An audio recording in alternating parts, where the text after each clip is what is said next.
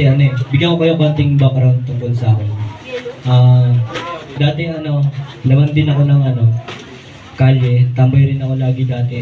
Umuwi ako madaling araw na, inaabot pa ako ng alas 5, alas 6, minsan talaga may araw na bago ako umuwi. Tapos, yung masama pa doon, minsan dumadayo, nakakarating pa ako ng ibang lugar, hindi alam ni mama, makikipag-inuman, tapos inaabot na ng umaga, tapos dumating yung time na, kasi yung mga kaibigan ko, sila may mga kaibigan din silang iba sa lugar namin. Dumating yung time na, muntik na akong maka-try ng ibang bisyo bukod sa alak. Pero sa kabutihan ni Lord, dahil sa kabutihan ni Lord, hindi niya hinayaang mangyari yun. Nilayo niya ako doon.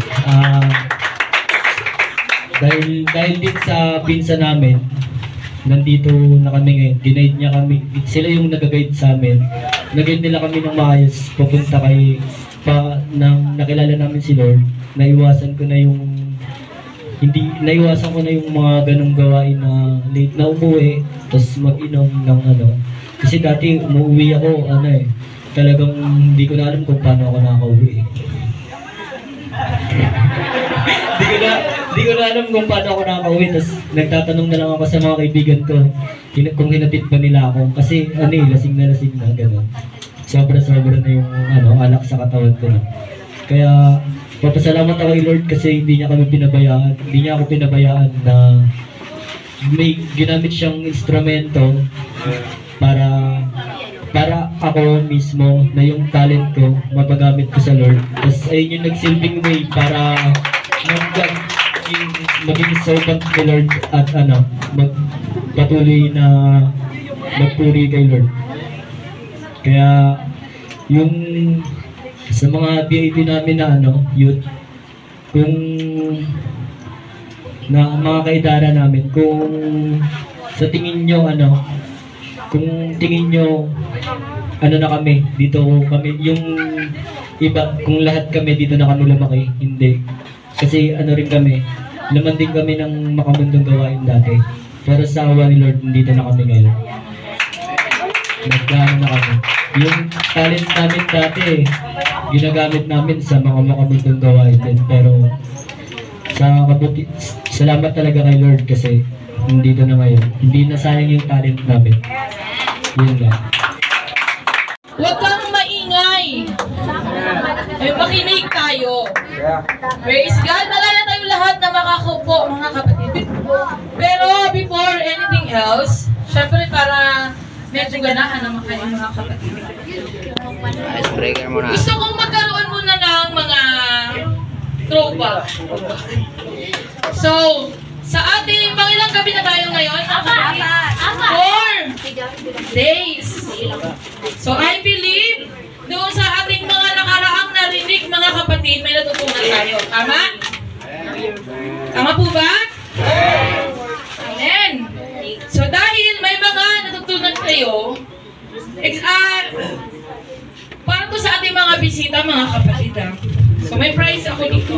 Salamat sa sponsor, si Nanay Luz. Alam nyo, yung bisita natin pa yung nag-sponsor ng ngayon, mga kapatid.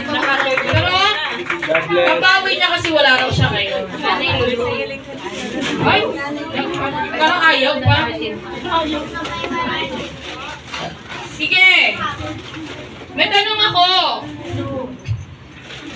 What is our sub-topic last Saturday night? Meron tayong subtopic na bukod doon sa pinaka-topic, meron tayong subtopic na binigay ng ating tagapagturo. Sige nga po.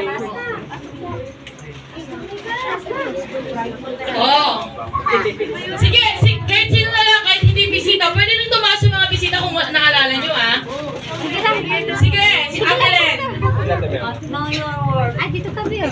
Know your word? Kunti na lang. Your truth word. Your true word. So, pero dahil sasagot si Ate Len, mag-isa na lang kayo. Di ba? Hopi. Ate Len. Hopi, orong. Hopi. Hopi, orong. Sa kalahati na lang. Praise the Lord! Next! Ano naman yung topic natin? Bukod doon sa, alam ko, mabilis lang kasi yun eh. 3-letter word, 3 letter, 1 word, di ba? Pero, give me 4. 4 of those 7 deadly sins. Kahit 4 lang. Sige. Mother Rayla, kayo ka, Mother Rayla. Bigyan nyo ng microphone yan.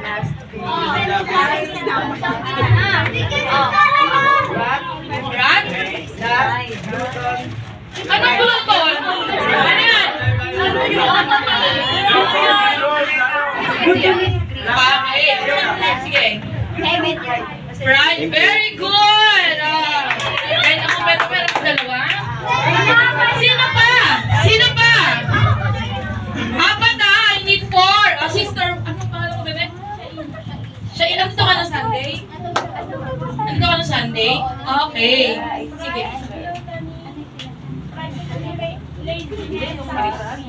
Very good! Giling. Wow. Right, gluttony, laziness, and greed. So, yung katamaran ay kasalanan, mga kapatid. Next, sino ba? Boys! Umiyakan ako yan. Ibigyan na lang kita niya. Brother Albert. 1, 2. Oh my God!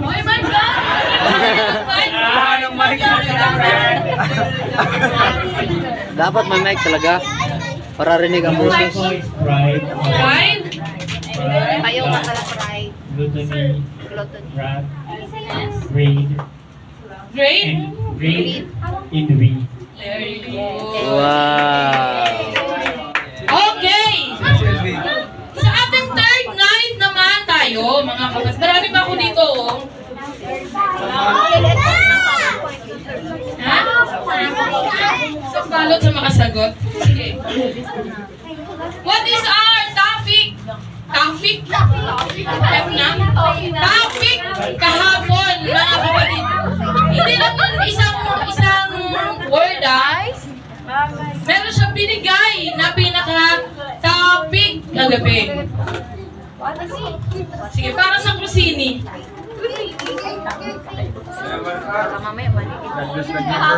Kagabi! Sige!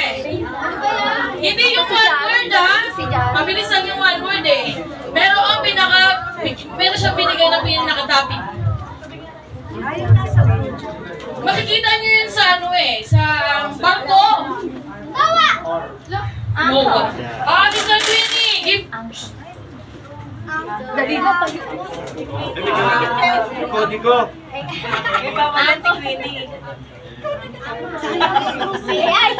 Very good. Anchor your faith in the Lord. Where is your faith anchor? Sister? Palakpakan naman rin si Sister Shelo. Ang name mo ay nasa Bible, di ba? Shelo. Okay. Ito, ano to eh? Universal verse. Mga kapatid, alam ko, lahat tayo alam to. Ang verse na to. Quote John 3:16. Ay, Brother Gordon. Sige. For God so loved the world that He gave His only begotten Son, that whoever believes in Him shall not perish but have an eternal life.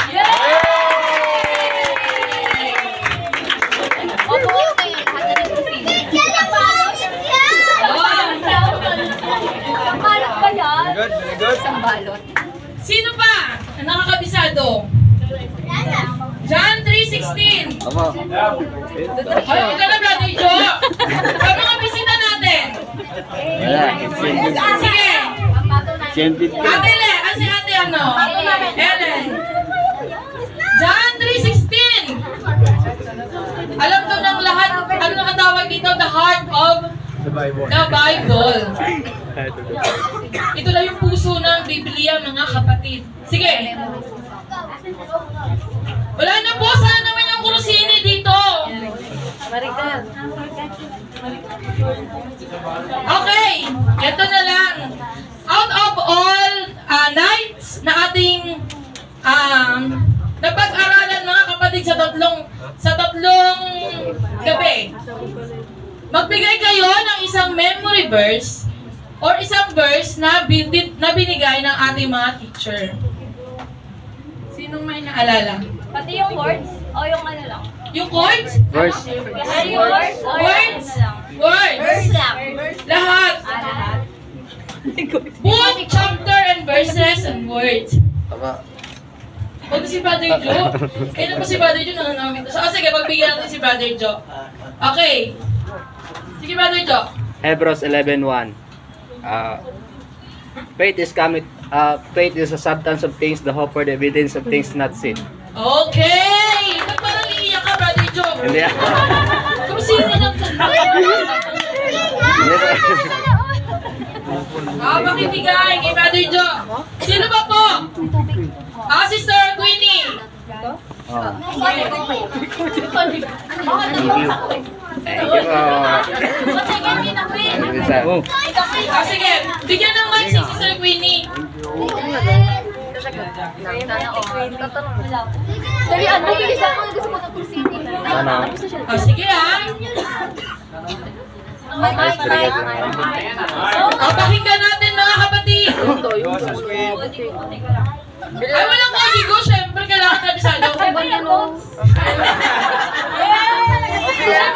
Dapat memorize. Kaya memory verse eh. Gusto talaga lang. 8:3-4. Sumagot si Jesus. Wala pa rin talaga. Memorize. Tandaan ninyo ang nanghuhusay sa kasalanan ay alipin ang kasalanan. Ay, kagat na yun. Ang alipin ay hindi nabibigyan. Tamang panahon. Subalit ang anak ay kabilang magpakailanman. Okay. Wala, balot lang, balot. Palakpakan naman na si Sister Queenie. Okay, kaya importante talaga yung nag-take down notes tayo, mga kapatid. O ba, dami ng ingay ah. Praise God! Sige po, chance pa sa John 3:16, our visitors. Visitors. Teka lang. Sige. John 3:16. Uy, parang kabisado ko ito. Sige. Dalawa, mabilisan na lang kahit yung mga kapatiran natin. 1, 2, 3. John 3:16. Si Sister Queen. Tapos na kayo yun, tapos na. May naikalaban ko Sa mga kapatiran na pwede. 1, 2, 3, go! Kung gusto mag-quote ng memory verse ng John 3:16. 1, 2, 3. Ayaw nyo talaga? Akin na lang to. Ha? Ay, may gluten eh. Sige, sino gusto? Nanay, ikaw. John 3:16. Sister Mercy lang po. Sister Mercy, John 3:16. Kabisado na yan.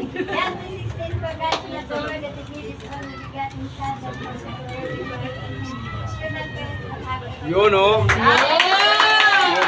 Oh, sino ba yung bisita mo, ah? Ate Mercy ko yan. Sister Mercy yan. Sino ba? Sino ba gusto? Nanay ko. John 3:16. Siyempre dapat. Sister Jen. Jaja! Ay! Jakali ka, Ja. Wow, yan, Jaja. Alam mo yan, Ang Jaja. batang ito ay nagtitinda ng isda. Ano mo nga siya sa kanila? Akala ni Jaja bigay Ito agad. mo nga sa kanila yung 10 commandments. Para dito sa dalawang kusina. Dalawa lang. Hawakan mo na para ma-inspired ka. Okay. Ten Commandments. First, you shall have no other gods before me. You shall not make idols. You shall not take the name of the Lord your God in vain. Remember the Sabbath day to keep it holy. Honor the Lord. You shall not commit adultery. You shall not steal. You shall not bear false witness against your neighbor. You shall not covet. Tagalog yan. Wow. Ano sabi niya sa last? You should not kabit daw. Grabe. May Tagalog pa rin. Very good, very good. Dapat ikaw ang ligat. Praise God! Palakpakan natin ang Panginoon. O si, ang kapatid Jaja is only 7 years old. How about ang ating mga young people? Sabihin nyo rin yan, guys. So, ang kanilang teacher ay si effective. Pagka ganyan mga kapatid, effective yung teacher. So, huwag masyado. Praise God! So, tayo po, dahil tapos na tayo sa pagbibigayan ng mga prizes, dadako naman tayo sa ating pag-aaralan for tonight. Amen.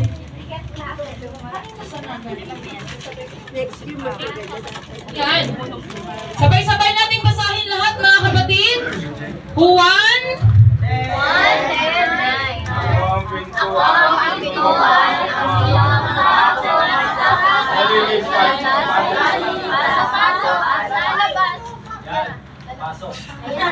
Papasok at lalabas at makakasumpong ng pastulan. Praise God! Sino naniwala na ang Diyos ang ating pintuan? Sino gusto pumasok sa pintuan na yon? Praise the Lord! Amen. So way back sa ating napag-aralan, last 3 nights mga kapatid, alam natin yung value natin.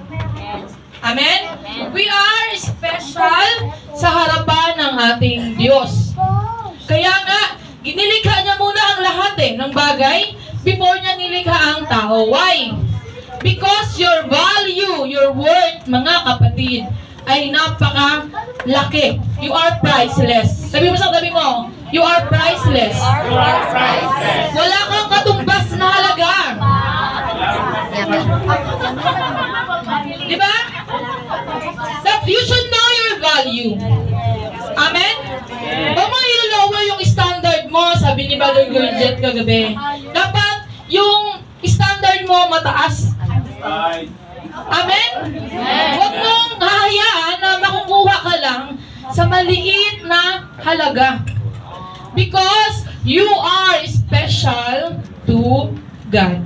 Ngunit, mga kapatid, dahil nga special tayo sa harapan ng Diyos, gumawa ang kaaway ng paraan. Diba? Para bumaba yung value natin. Ano yon? Pinasok niya yung kasalanan sa tao. Sa pamamagitan ng ano? Disobey. Ano, mga kapatid? Tinuruan niya yung tao na mag-disobey sa Lord. Alam niyo ba ang unang kasalanan, mga kapatid? Ay pagsuway. Yung hindi ka sumusunod. Kahit hanggang ngayon naman, di ba? Pag hindi tayo sumusunod, yung mga magulang natin nagiging dragonite. Di ba? Ano ka ba? Di ba? Gumagano na Kasi mga kapatid, hindi talaga maganda yung masuwayin. Amen? So yun ang munang naging kasalanan ng tao. At yung kasalanan ni Adan at ni Eva, napasa yun from generation to generation. Sa lahi, mga kapatid, pakilang generation na tayo. Amen? Pero hindi hinayaan ng Panginoon, ng Diyos, na magtapos doon sa kasalanan. Meron siyang ginawang remedy para sa ating lahat, mga kapatid. Amen? We just have to believe. Kailangan lang nating maniwala. Kailangan lang tayong manampalataya. Katulad ng tinuro kagabi. Amen? Alam niyo ba ang pananampalataya ay nagmumula saan?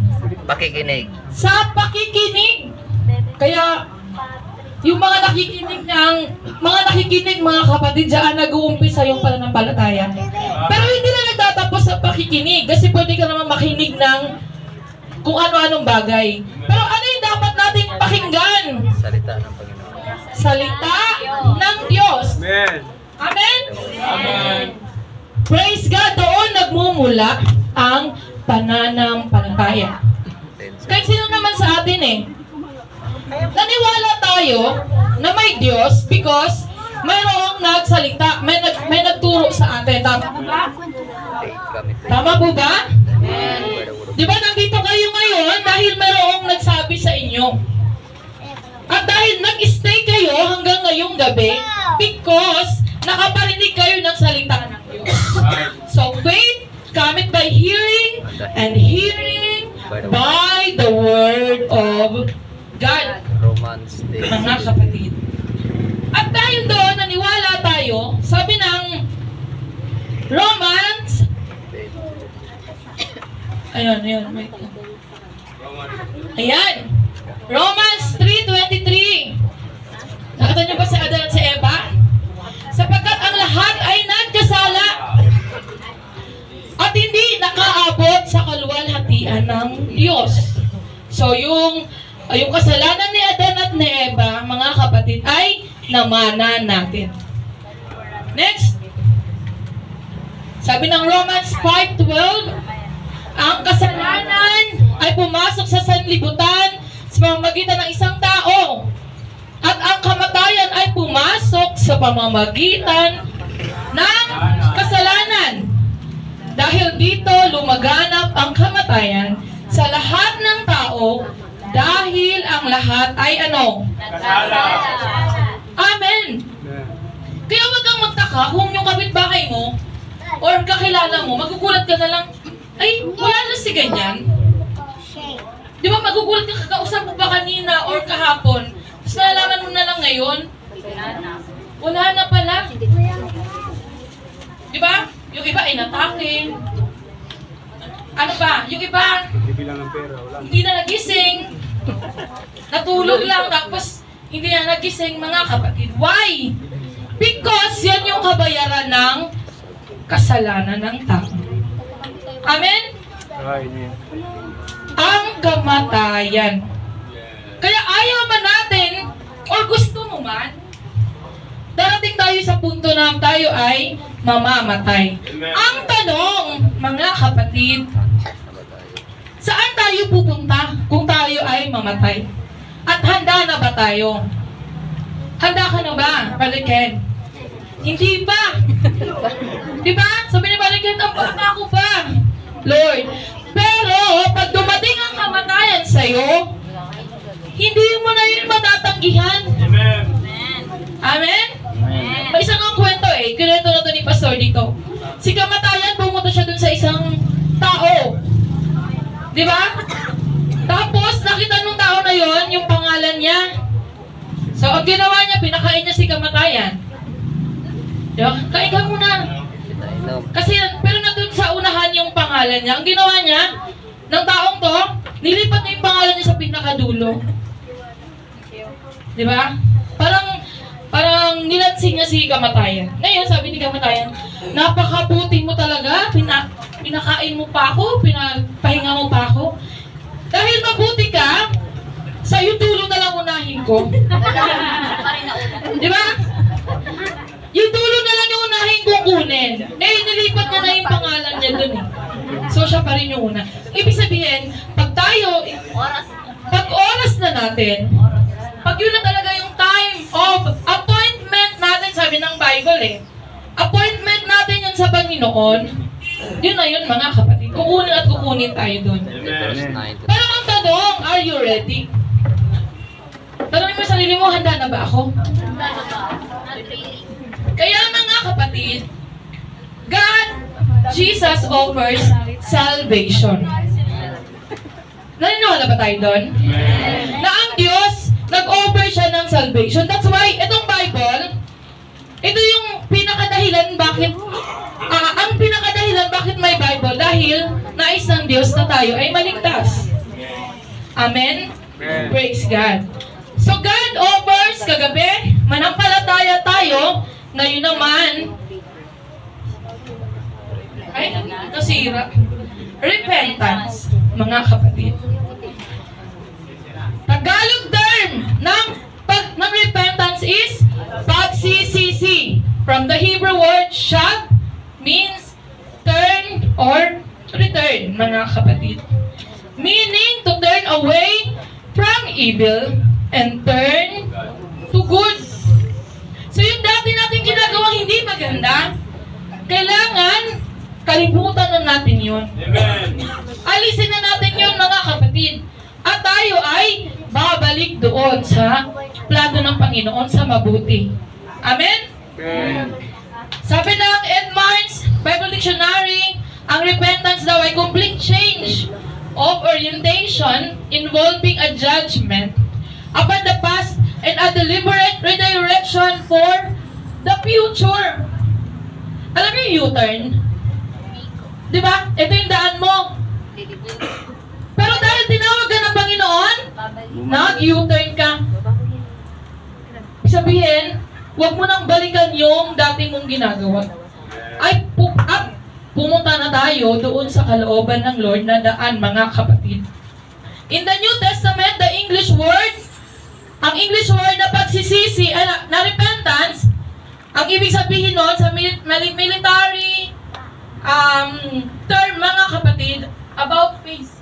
Yeah. Alam niyo yan? Sinong nag-ano ng ROTC dito? O ng ano na lang? Boys. About face.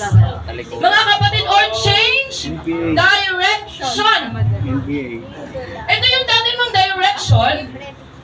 Pero, dahil tinawag ka ng Panginoon at ikaw ay nagsisi, mga kapatid, na napalataya ka nagsisi, change mo yung direction mo. Amen? Papunta ka doon, ito yung layaw. Ito yung direction ng lagi kang gabi, umuwi. Ito yung direction na pasaway ka, sumasagot ka sa parents mo. Ito yung direction na tamad ka, ayaw mong sumunod sa utos ng magulang mo. Di ba? Pero dahil nagsisisi ka na, mga kapatid, binago mo na yung sarili mo. Amen? Sa tulong ng ating Panginoon. Palakpakan natin ang ating Panginoon, mga kapatid. Let us always remember na merong true and fake repentance. Alam niyo yan? Si Judas, mga kapatid, at si Peter. Sino nakakilala kay Judas? Di ba meron tayong si Judas, di ba? Hindi. Si Judas, mga kapatid, hinudas niya si Judas not pay. Sino Judas not pay dito? Hinudas niya si Jesus. Amen? Kaya, alam niyo ba yung Judas na pangalan, napakaganda yung ibig sabihin niya. Pero dahil lang sa kanyang ginawa, naging kakatawanan na ngayon. Diba? Sa mga jeep, nakalagay lagi, who does not pay. Diba? So, mga kapatid, si Judas, nagkasala siya sa Panginoon, pero anong ginawa niya? Kinitil niya yung sarili niyang buhay. So, hindi yon pagsisisi. Remorse lang yon, mga kapatid. Amen? Si Peter, nagkasala rin siya sa Lord kasi dininay niya si Jesus na 3 beses eh. Diba? Pag tilaok ng manok, sabi niya, didinay mo ako ng 3 beses, sabi ni Jesus sa kanya. Sabi niya, Lord, hindi ko gagawin yan sa'yo. Kasi magkaibigan tayo eh. Mahal kita, di ba? Ganon. Pero, na-realize ni Peter na dininay niya si Jesus, narinig niya yung tilaok ng manok. Kaya hindi totoo na si Peter may manok sa langit. Mga kapatid, huwag natin paniwalaan yun. Amen? So, pero si Peter, nung dininay niya si Jesus, alam niyo yung ginawa niya? Nanghingi siya ng tawad sa Panginoon. At binago niya yung kanyang direction. So, magkaiba sila. So, merong true, yung totoong pagsisisi, at meron namang fake na pagsisisi. Ano yun? Sa simple way na lang. Pag nagsisi ka, hindi mo na gagawin. Tama? Sabi ni Nicole, Mama, pasensya ka na, hindi ko talaga gagawin yung gabi na ako umuwi. Hindi na magkakasin. So dahil totoo siyang nagsisisi, example lang to, hindi totoo lang. Example lang ha, mga kapatid. Totoo yan. Dahil totoo siyang nagsisisi, hindi niya nagagawin. Amen? Basta pagdating sa school or sa barkada, pero pag sa Lord, okay lang yan gabihin, kasama naman niya yung mga kapatiran, mga kapatid. Amen? Sabi niya, dahil sinabi niya, Mama, sorry, hindi na ako gagabihin pag-uwi galing sa mga barkada, sa ganito, ganito. Pero dahil nagsisi talaga siya, hindi niya nagagawin. Pero si Brother Alfred, sabi niya, Mama, sorry kasi ganito, ganyan, hindi ko na uulitin. Pero kinabukasan, ginawa niya ulit. Hindi yun pagsisisi. Mga kapatid. At the moment lang yun, bakit siya naghingi ng sorry? Kasi nakita niya yung mama niya, nagbubuga na ng apoy eh. Di ba? So, hindi yung totoong pagsisisi. Kasi pag ikaw ay totoong nagsisi, you will change your direction. Mga kapatid. Repentance and faith are, yung faith at saka yung repentance, magkasama yan. Hindi naman pwede na nanampalataya ka na, pero hindi ka pa nagsisi. Hindi naman din pwede na nagsisi ka, pero wala kang pananampalataya. So magkasama po yan, silang dalawa. Sabi na 2 Corinthians 7:10, sapagkat ang kalungkutang buhat sa Diyos ay nagbubunga ng pagsisisi at pagbabago tungo sa kaligtasan. Ngunit ang kalungkutang dulot ng mundo ay humahantong saan? Sa kamatayan.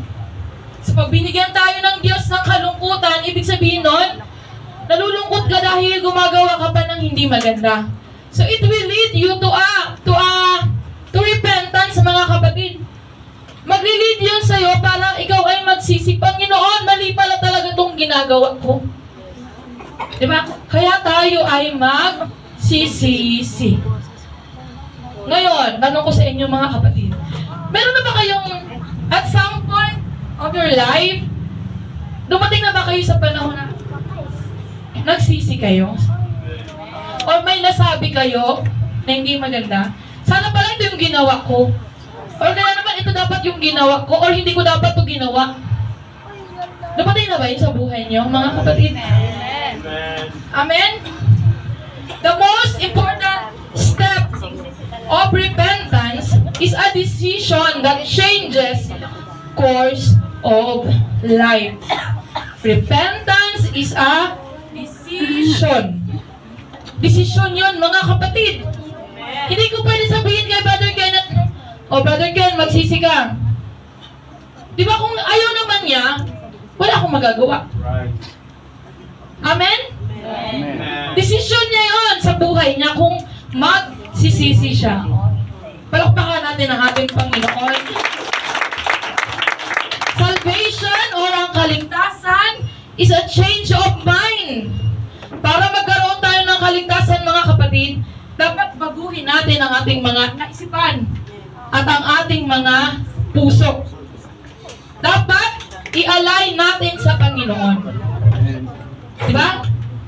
Kaisipan concerning our sin and Christ's atonement for it. Kaya, yung sin-celebrate ng tuwing April, mga kapatid, hindi lang yun basta sin-celebrate nyo or ginagawa nyo, mga kapatid. Totoong nangyari yun, hindi lang natin alam kung April. Diba? Pero totoong nangyari yun, inalay ni Jesus ang kanyang buhay para sa ating lahat. Amen? Amen? Yung nakakita nyo sa palabas na grabe yung palo kay Jesus, hindi lang yun, mga kapatid. Sabi ng Bible, bawat alis nung pinapalo sa kanya sa likod, may kasamang laman yun. Diba? So, yung value mo, yung word mo, it cost Jesus' life. Kaya nais ng Diyos, mga kapatid, na tumalikod ka doon mula sa kasalanan. At ikaw ay magsisi. Tayo ay magsisi, mga kapatid. Praise God. Repentance. Pasensya na kayo, mga kapatid, na ano yung aking slide. Sabi dyan, first, ito yung mga steps. Submit to God. kaunawaan o mahal kong Diyos ang ayon sa iyong kagandahang loob. Mga kasalanan ko ay iyong pawiin ayon din sa iyong pag-ibig sa akin. So, isubmit mo yung sarili mo sa Panginoon, mga kapatid, at lumapit ka sa Diyos. Dahil alam naman natin na ang pagsisisi ay hindi natin kaya sarili lamang, kundi kailangan natin ng tulong ng Panginoon. Number 2, agree with God about your sin. Sino ang nagkakasala dito? Nahiya pa yung iba, admitin ng kasalanan. Mga kapatid, mga awit 51:2, linisin mo sana. Alam niyo, ito yung kanta ni David. Ito yung verse na to ay sinulat ni David. Amen? Sabi niya, linisin mo sana ang aking karumihan at patawarin mo ang aking kasalanan. So, kailangan tanggapin natin na tayo ay nagkasala, mga kapatid. In order for us na magkaroon ng pagsisisi. Next, acknowledge your need. Dapat alam natin yung ating mga pangangailangan. Mga pagkakasala ko ay kinikilala, di ko malilimutan. Laging alaala sa iyo lang ako, nagkasalang tunay. At ang ginawa ko ay di mo kinalugdan. Kaya may katwiran ka na ako'y hatulan. Marapat na ako'y iyong parusahan. Ang ating mga kasalanan, mga kapatid, darating ang panahon, meron po yang kahatulan. Amen? So, dapat alam natin yung ating pangangailangan, mga kapatid. Next, seek God. Turn and return. This involves an intentional redirection to follow God. Sabi ng mga awit, 51:10, isang pusong tapat sa aking likhain. Bigyan mo, O Diyos, ng bagong damdamin. Bakit nga ba mahalaga ang pagsisisi, mga kapatid? Throughout the Bible, God calls on His people to repent. Kaya pumarito si Jesus Christ sa lupa para tayo ay magsisi sa ating mga kasalanan. It was important to God, fundamental to salvation and godly living. Repentance not only demonstrates a life yielded to God, but also bears the fruit of one continuing to grow. So tayo, pag tayo ay nagsisisi sa ating mga kasalanan, sa ating mga nagawa na hindi maganda, amen, tayo ay nag-grow. Praise God. Sabi ng 1 John 1:9, if we confess our sins, He is faithful and just. Dapat mga kapatid, ay sinasabi natin ang ating kasalanan sa ating Panginoon. Lord, nakagawa ako ng hindi maganda ngayong araw. Lord, meron akong nasabihan ng hindi maganda, nakasakit ako ng damdamin ng isang tao. Patawarin mo ako, Panginoon. Diba? Sabi nito, ang Diyos ay tapat na siya ay nagpapatawad sa ating mga kasalanan. Kasi yun ang gusto ng Panginoon, mga kapatid yung magsisi tayo. Amen.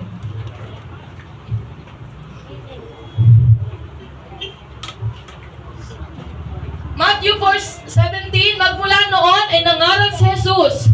Itinuro niyang magsisi kayo at talikuran ang inyong mga kasalanan sapagkat malapit nang dumating ang ang kaharian ng langit. 1 John 1:9, subalit kung ipinapahayag natin ang ating mga kasalanan, patatawarin tayo ng Diyos sa mga ito at lilinisin tayo sa lahat ng ating kasalanan sapagkat siya'y tapat at praise the Lord. Amen. Pag tayo ay sinabi na ay nag-confess ng ating mga kasalanan sa ating Diyos, patatawarin tayo ng Panginoon. Palakpakan natin ang ating Diyos, mga kapatid. Praise God. Merong sa Bible, mga kapatid, merong isang parable si Jesus about, sino nakakaalam ng istorya na to? Ang alibughang anak. Di ba? The prodigal son. Alibugha, ang ibig sabihin ng alibugha yung responsible. Di ba? Hindi yung pagkakatiwalaan, ganon. Alibugha ang anak. Di ba? Hiningi niya yung kanyang part ng kayamanan, ng mana sa kanyang papa. Kasi nagsawa na siya sa buhay doon sa mansion. So kumalis siya. Hiningi na yung part niya. Then, ginawa niya lahat, mga kapatid. Nag-disco siya. Diba? Kung ano-ano. Yung lahat ng layaw sa mundo, mga kapatid, ginawa niya. Marami siyang babae. Come on!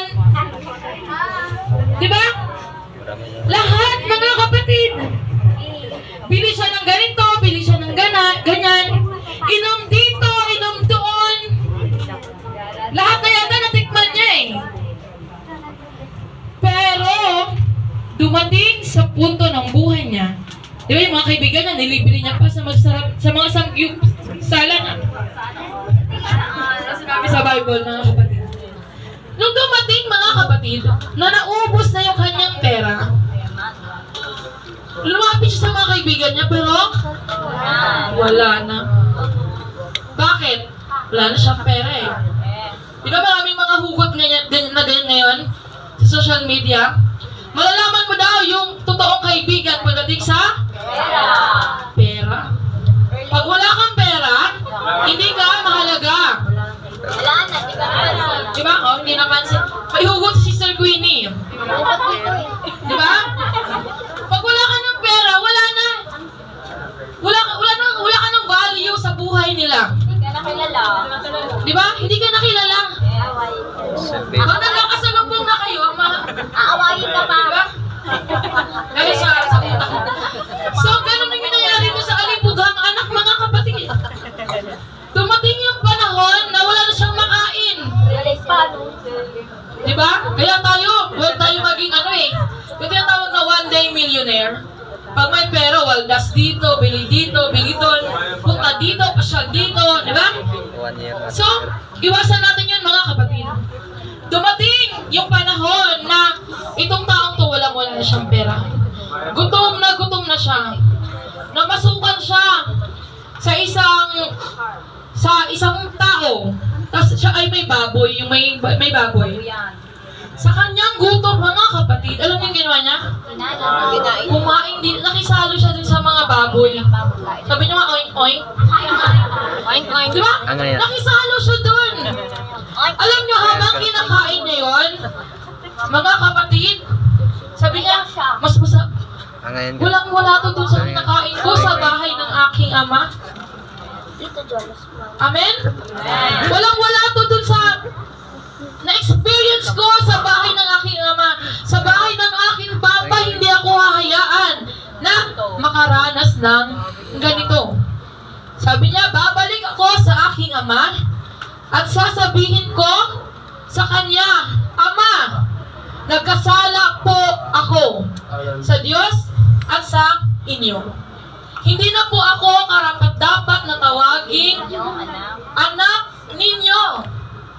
Ibilang na lamang ninyo ako isa sa inyong mga alila. Pero mga kapatid, alam niyo ba, itong ama, nakita niya yung anak niya naglalakad papunta sa bahay nila. Nakita niya yung anak niya. Alam niyo yung ginawa niya? Tumakbo siya papunta sa kanya anak. Mga kapatid. Alam niyo, ganun yung pagmamahal ng Lord sa atin. Minsan, dumarating tayo sa pagkakasala. Amen? Minsan nawawala tayo sa ating Panginoon. Sumusunod tayo sa mga layaw natin, mga kapatid. Pero kung tayo ay magsisi at bumalik doon sa pinaka-design ng Lord sa atin, mga kapatid, willing ang Panginoon, i-accept tayo. Ang Diyos pa mismo ay tatakbo sa atin, anak! Tinatanggap kita, pinapatawad na kita. Amen? Tanggapin, magsisi lang tayo sa ating Panginoon. Tayo yung lumapit sa Diyos. Lord, ako ay naging makasalanan, Panginoon. Nagsisisi ako. At babaguhin ko na ang aking mga hindi magagandang ginawa. Repentance involves whole. Lahat masabi whole. Being. Amen? Intellectual, emotional, and volitional, mga kapatid. It asks for total surrender and agreement with God. It exalts His holiness. Buong pagkatao natin, mga kapatid, pag tayo ay magsisi sa Panginoon, isusurrender natin sa Diyos ang lahat. Amen? Hindi mo isusurrender sa tao, sa Panginoong Diyos. Siya ang may likha sa iyo, mga kapatid. Siya ang namatay para sa iyo sa krus ng Kalbaryo. Praise God! Nais lamang ng Diyos, mga kapatid, na tayo ay magsisi. Tayo-tayong lahat, mga kapatid. Sabi ng 2 Peter chapter 3, verse 9 to 11.